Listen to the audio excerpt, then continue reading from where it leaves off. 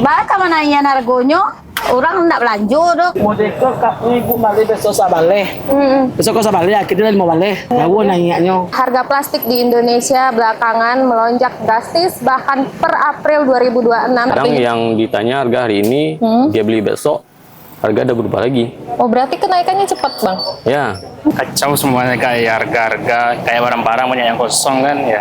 Kalau sampai hari ini, dari awal itu kisarannya 30 sampai 80%. Harga naik susah, hilang kantong tambah susah. Dalam sehari kemarin ini ada pernah 3 kali ganti harga. Itulah kedapat itulah candi nanya taruhlah sebab pokok.